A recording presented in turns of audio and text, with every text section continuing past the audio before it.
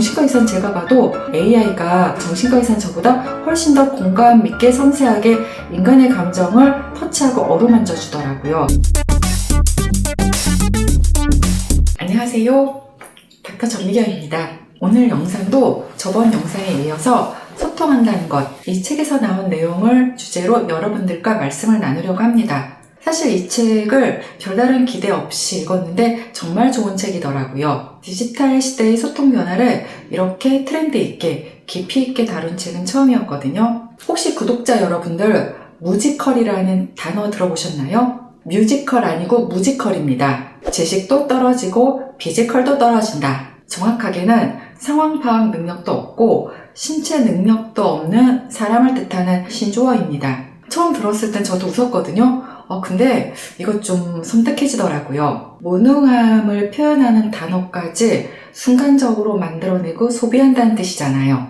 0.1초 만에 상대를 평가하고 라벨을 붙이고 밈으로 만들어버리는 거잖아요. 왜 젊은 세대는 이런 단어를 만들어냈을까요? 빠른 상황 판단, 즉각적인 반응을 중요시한다라는 증거라고 생각합니다. 요새 20대들은요, 갓생, 킹받네, 촘촘따리 이런 단어들을 일상어처럼 씁니다. 젊은 세대가 단순히 이상한 말을 쓴다 이렇게 말씀드리는 건 아니고요. 언어가 바뀐다는 건 우리의 사고방식이 바뀐다라는 얘기거든요. 오늘 제가 구독자님들께 말씀드릴 주제는 바로 이겁니다. MZ세대가 바꿔놓은 소통의 문법, 그리고 그것이 만들어낼 새로운 세상. 무지컬이 되면 정말로 도태되는 시대가 온 것은 아닐까? 이런 의문인 거죠. 첫 번째입니다. 댓글창 없는 세상에서 못 살아. 쌍방향 소통의 시대라는 겁니다. 농담 같지만요, 현재 소통의 방식의 핵심을 찌르는 말입니다. 요즘 10대들 인스타그램 사용 방식 보면 놀라워요. DM이나 댓글 알림을 카톡처럼 쓰거든요. 스토리 올리면은 1분 안에 반응이 오기를 기대하고요. 안 오면 불안해하죠. 실시간 피드백을 주고받는 세상이 된 거죠. MZ세대에게 피드백이 없는 소통은 산소 없는 공기와 같습니다. 틱톡은 15초 안에 흥미를 못 끌면 바로 스와이프 시키죠. 유튜브 댓글창은 실시간 대화의 창이 되고요. 이들은 디지털 부족 사회의 일원입니다. 모두가 화자이자 동시에 청자거든요. 진정한 권위는 공감을 통해서 만들어집니다. 슬랙이라는 회사 메신저가 있어요. 많이들 쓰실 거예요. 한 스타트업 대표의 말이 인상적입니다. 슬랙에서 팀원들끼리 주고받는 5줄이 2시간 회의한 것보다 많은 결정을 만들어냅니다. 자, 생각해보세요. 회의 들어갑시다. 이 말의 의미가 바뀐 거예요. 예전에 상사 혼자 40분 떠들고 누가 일방적으로 프레젠테이션 발표하고 이런 걸 우리가 회의라고 생각을 했잖아요. 이제는 슬랙에서 실시간으로 의견을 주고받는 게 진짜 회의가 된 거죠. 기다림이 없고 형식이 없고 권위가 없으니까요. 이렇게 권력 구조가 바뀌고 있습니다. 여러분 생각은 어떠신가요? 이렇게 묻는 리더가 진정한 리더가 될 수 있다는 얘기죠. 일방통행 방식은 이제 사라지고 있습니다. 두 번째는 짧고 강하게, 즉 간결함의 미학입니다. 우린 이제 말이 양보다 밀도를 중요시합니다. X, 구 트위터죠. 280자, 스레드는 500자. 이게 바로 우리 세대가 원하는 소통의 길이입니다. 웹소설 시장을 보면 더 명확하죠. 첫 회에서 주인공의 매력, 세계관, 갈등 구조를 몽땅 다 보여줘야 됩니다. 첫 회에서 승부를 봐야 하는 거죠. 물론 이어지는 각 회에서도 짧고 강한 임팩트를 줘야 합니다. 그렇지 않으면 독자는 바로 이탈하니까요. 이거는 인내심 부족일까요? 아니죠. 정보를 빠르게 판단하는 능력이 발달된 거죠. 정보가 너무 많기도 하고요. 이런 변화는 비즈니스 세계도 바꾸고 있습니다. 한 스타트업 CEO는 회사 이메일을 5줄 이내로 작성하는 원칙을 세우기도 했습니다. 처음에는 불가능해 보였는데 결과가 놀라웠습니다. 의사결정 속도가 눈에 띄게 빨라진 거죠. 이런 간결함은 2가지 힘을 가지고 있습니다. 첫 번째는 정확성의 힘이죠. 배경을 흐릿하게 해서 피사체를 돋보이듯이 핵심을 선명하게 드러낼 수 있습니다. 두 번째는 존중이고요. 상대방의 지성을 인정한다는 겁니다. 이 정도 압축된 말을 상대방은 당연히 이해할 수 있을 거다. 이런 전제하에 글을 쓴다는 거죠. 물론 이게 좀 위험성도 있어요. 지나친 압축은 깊이가 없을 수 있죠. 그래서 우리가 추구해야 할 거는요, 짧되 깊게, 빠르되 진실되게입니다. 세 번째는 밈입니다. 디지털 세대의 새로운 언어 방식인 거죠. 최근 유행하는 밈이죠. 아조씨 아시나요? 기존의 아재가 아조씨로 바뀌었습니다. 중년 남성을 지칭하는 단어이죠. 친근하고 웃긴 캐릭터로 좀 재창조됐습니다. 이게 머선 1이고 황당한 상황을 좀 유머스럽게 표현하는 거죠. 제 경험을 말씀드리면 한 2달 전부터 스레드를 시작을 했거든요. 책을 홍보하기 위한 나름의 전략이었는데 책은 안 팔리고요. 병원 문의 전화만 무지하게 오고 있습니다. 이게 머선 1이고 이렇게 표현할 수 있는 거죠. 그 자체, 이 표현도 재밌죠. 감동적이거나 놀라운 일을 봤을 때 감동 그 자체 이렇게 표현합니다. 일부러 문법을 파괴했죠. 강렬한 감정을 엉터리 문법으로 과장되게 표현하는 거죠. 너 뭐 돼? 이런 밈도 있습니다. 하찮은 네가 왜 이리 나대? 이런 뜻입니다. 밈의 특징이 3가지가 있습니다. 첫 번째가 압축성이죠. 복잡한 감정을 한 단어로 표현합니다. 두 번째는 공감성입니다. 너도 그래? 나도 그래. 이렇게 즉각적 연결을 만들어냅니다. 세 번째는 전파력입니다. 끊임없이 변형되고 진화하면서 확산을 하게 됩니다. 여기서 놀라운 사례 하나 좀 말씀드릴게요. 2019년 홍콩 시위 다들 기억하시죠? 페페 개구리 아시죠? 페페 개구리가 민주주의와 자유의 상징이 되었습니다. 사실 그 전에는요, 미국 사회에서는 구구 세력의 상징이었습니다. 이게 변화된 거죠. 홍콩에서는 희망과 저항의 마스코트로 재탄생되었습니다. 같은 이미지가 문화와 상황에 따라 정반대의 이미지로 진화한 거죠. 이게 바로 밈의 힘입니다. 네 번째는 팬덤입니다.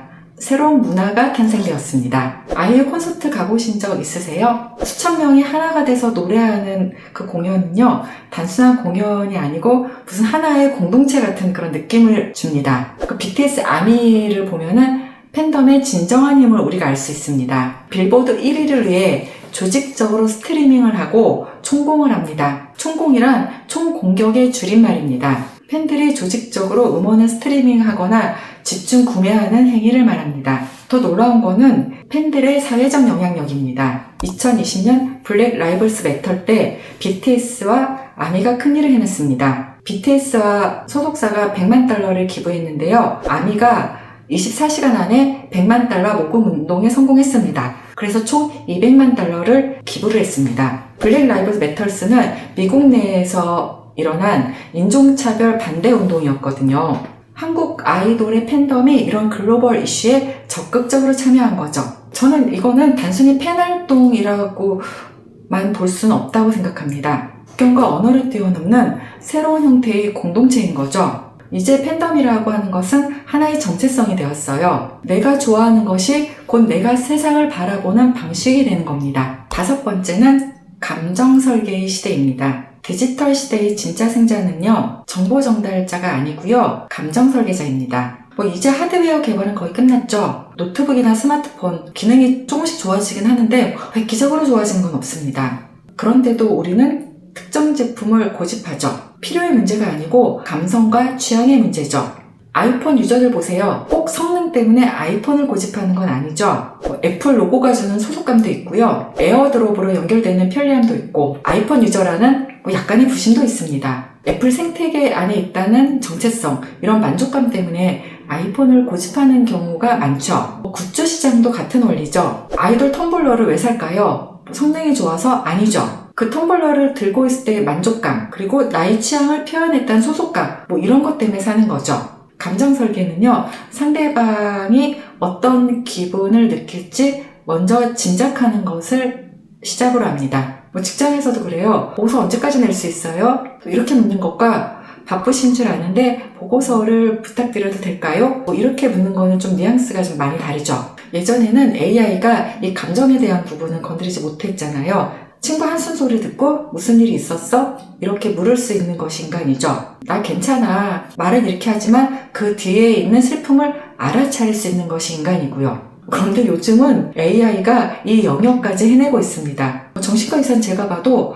어떤 부분에서는 AI가 인간인 저보다, 그리고 정신과 의사는 저보다 훨씬 더 공감 있게 섬세하게 인간의 감정을 터치하고 어루만져 주더라고요. 그래서 요새 외래에서 오신 분 중에 챗GPT랑 2시간씩 상담했다 이런 분들 되게 많으세요. 그만큼 AI 능력이 진화되었다는 거죠. 인간의 감정을 해석하고 표현할 수 있을 만큼이요. 그럼 이제 남아있는 인간만의 영역은 과연 무엇일까요? 바로 진정성이죠. 그 순간 너와 내가 만나서 이루는 진짜 연결만 우리에게 남아있는 것 같습니다. 앞으로 성공하는 리더는요, 전략가형 리더는 아닐 겁니다. 오늘 많이 힘들었죠? 이렇게 진정으로 물어보는 사람일 겁니다.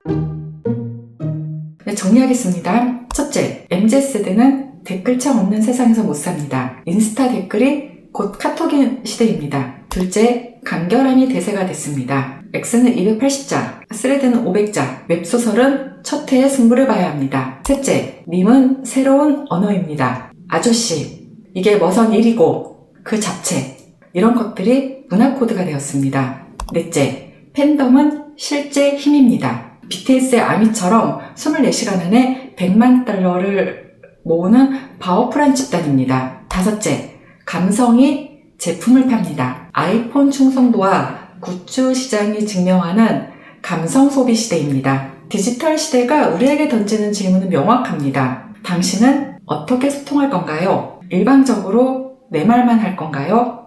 아니면 당신의 생각은 어떻습니까? 이렇게 상대방에게 물으실 겁니까? 상황 판단 빠르게 하고요. 반응도 즉각적이어야 합니다. 변화하는 소통의 문법을 이해하고 받아들이는 것. 그게 바로 이 시대를 살아가는 방법입니다. 소통의 본질은 연결이고요. 이 연결은 같은 곳을 바라볼 때 시작됩니다. 오늘 이야기한 내용들은 이 바로 소통한다는 것, 이 책에서 가지고 온 내용들입니다. MZ세대의 소통법이 불러올 새로운 세상, 감정 설계가 지배하는 시대, 기타 등등 이 책에 정말 잘 정리되어 있더라고요. 관심 있으신 분들은 한번 읽어보셔도 좋을 것 같습니다. 오늘도 시청해주셔서 감사합니다.